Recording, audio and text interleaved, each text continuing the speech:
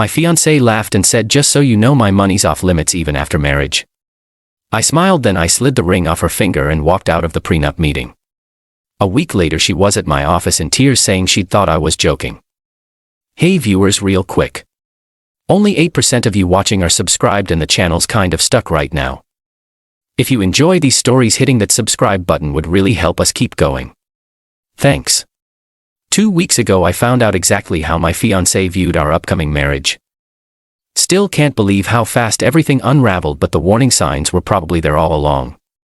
Sarah and I had been engaged for 8 months, together for 3 years total. Met her through mutual friends at a barbecue, hit it off immediately. She was smart, funny, gorgeous, and seemed like someone I could build a life with. Proposed last summer at the beach house her family rented every year. The wedding was supposed to be in 6 weeks. We'd already sent invitations, booked the venue, ordered flowers, the whole thing. Sarah had been planning every detail for months, talking about colors and centerpieces and seating charts constantly. I figured that meant she was excited about getting married. Turned out she was excited about having a wedding. Getting married was apparently a different story. Sarah works in pharmaceutical sales and makes about $130,000 a year. I teach high school history and make $48,000. She's always been proud of her salary and financial independence, which I respected. Never had any issues with her making more money. If anything, I thought it was great that we'd both be contributing to our future together. That's why what happened at the prenup meeting caught me completely off guard. Sarah had insisted we needed a prenuptial agreement because of the income difference. Made sense to me, protect both our interests, make sure everything was clear and fair. We each hired our own lawyers to represent us separately and negotiate terms. The meetings had been going on for 3 weeks.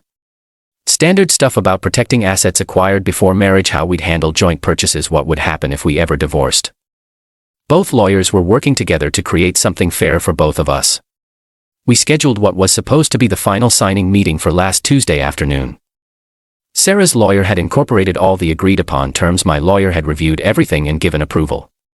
Pretty routine finalizing of details we'd already negotiated. Walking into that conference room, I thought we were just putting signatures on a document that protected both of us fairly. Sarah seemed relaxed and confident, joking with her lawyer about wedding stress and honeymoon plans. Her lawyer started going through the final agreement page by page. Asset protection, debt responsibility, property ownership, all the legal framework for how our marriage would work financially. Sarah was nodding along, looking satisfied with how everything had been structured. Then we got to the section about joint financial decision-making for major purchases during marriage. This had been something my lawyer insisted on, including language about purchases over $10,000 requiring both spouses to agree. Standard marriage partnership protection, nothing unusual. Sarah's lawyer had agreed to it weeks earlier without any objection. But when her lawyer read that section allowed for final confirmation, Sarah started laughing like she'd heard the funniest joke ever. Wait. Hold on. Just so you know, David, my money's off limits even after marriage. I'm not giving you veto power over how I spend my own salary. I thought she was making a joke about the formal legal language. What do you mean off limits? I mean my salary, my savings, my investment accounts, all of it stays under my complete control. I'll pay my share of household expenses, obviously, but major financial decisions about my money stay with me alone. Her lawyer looked confused. Sarah, we discussed this provision 3 weeks ago. You approved the joint decision language for large purchases. I approved it for his purchases, not mine. My lawyer spoke up. Mrs. Patterson, the agreement applies to both parties equally. Neither spouse can make major financial decisions unilaterally. Then change it. My money, my decisions. The room went quiet. Both lawyers were looking at each other like they'd never encountered this before. Sarah, I said slowly. We're supposed to be partners. That's kind of the point of getting married. We are partners. I'm just not giving anyone else control over money I earned. I'm not talking about control. I'm talking about making decisions together as a team. Same difference. What I do with my salary is my business. She was completely serious. No joking around, no negotiation, just a flat declaration that the agreement we'd spent weeks creating didn't apply to her money. So let me understand this. My lawyer said you want Mr. Harrison bound by joint decision requirements, but you want complete freedom to spend your money however you choose. Exactly. I've worked hard to get where I am financially.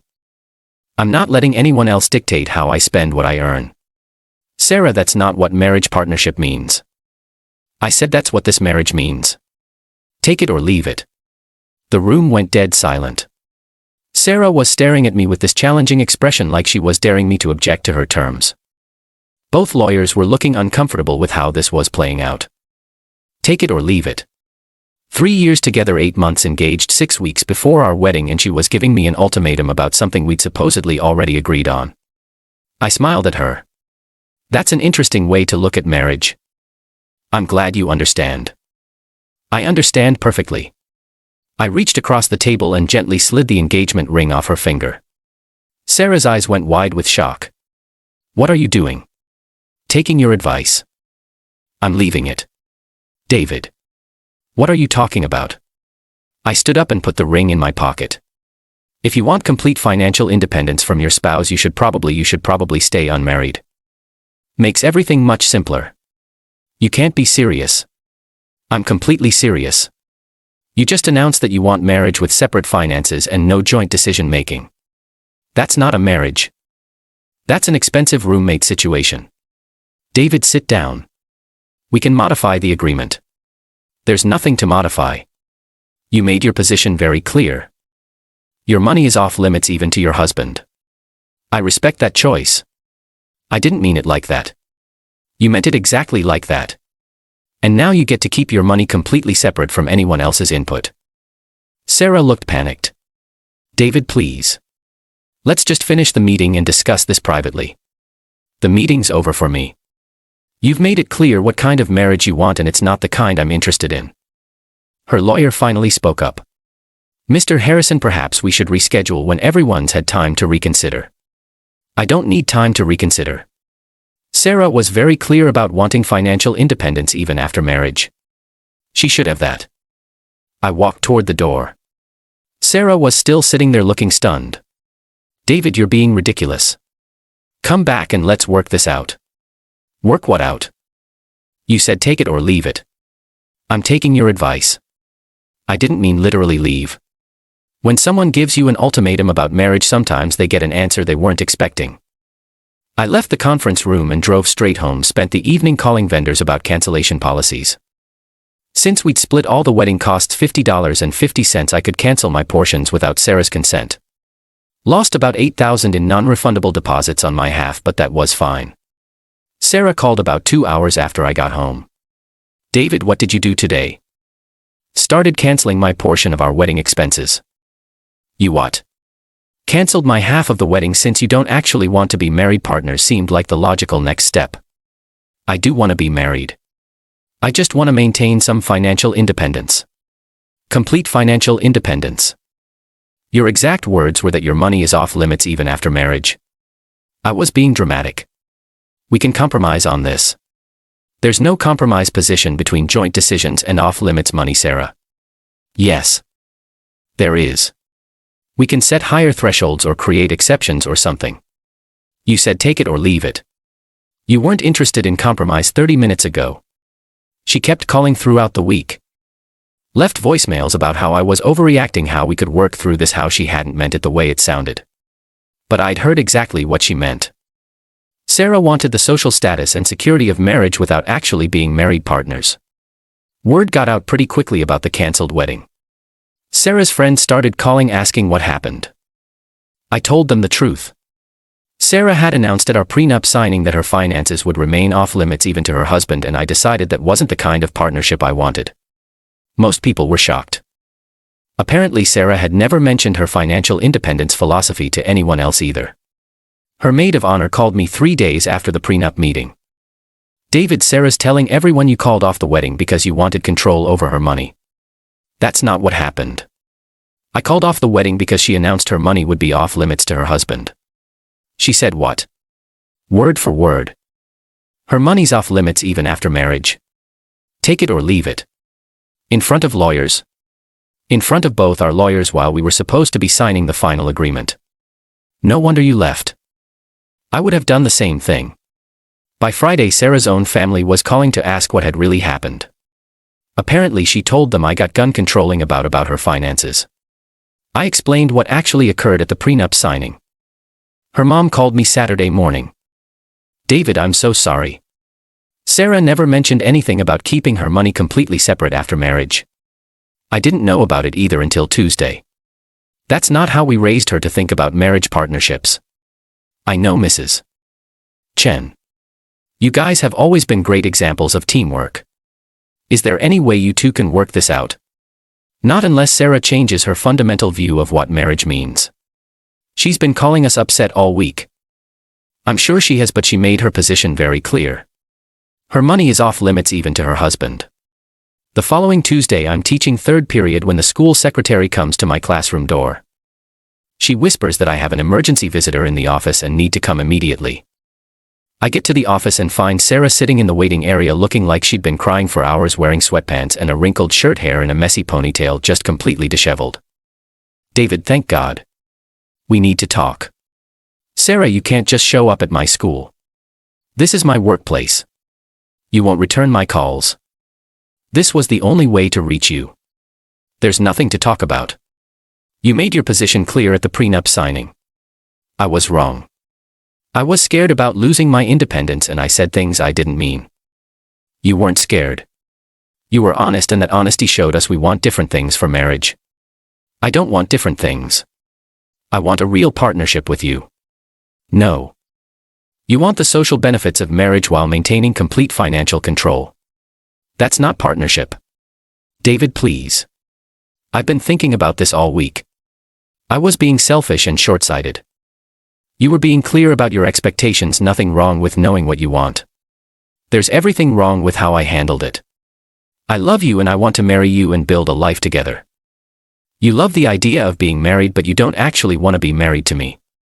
The school secretary was trying to pretend she wasn't listening. Other staff members were walking by, glancing at the situation unfolding in the office.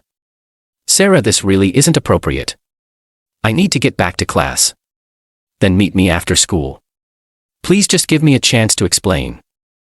Explain what? You stood in a room with two lawyers and announced that your money would be off limits to your husband. That wasn't a slip of the tongue.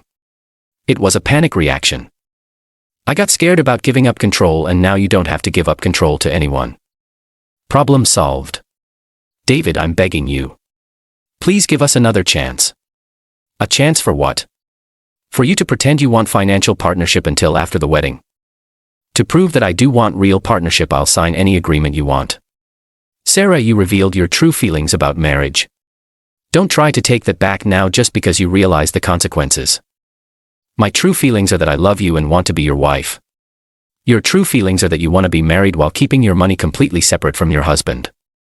Find someone who shares that view. The principal had come out of his office looking concerned about the disruption. I needed to end this before it became an even bigger scene. Sarah, you have to leave. I'm at work and this isn't appropriate.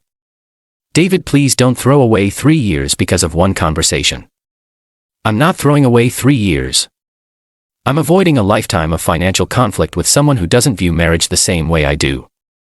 I do view it the same way now. No, you don't. And that's okay, but it means we're not compatible for marriage.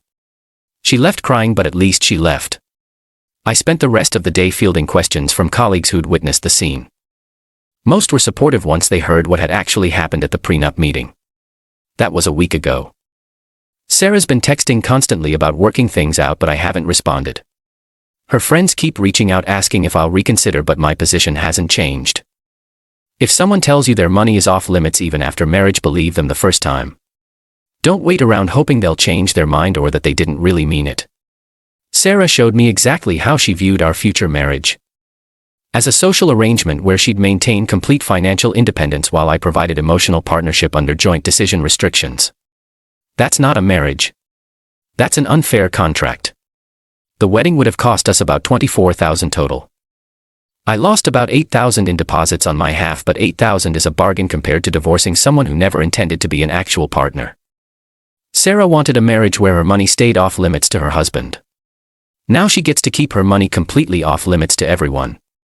Sometimes people get exactly what they ask for.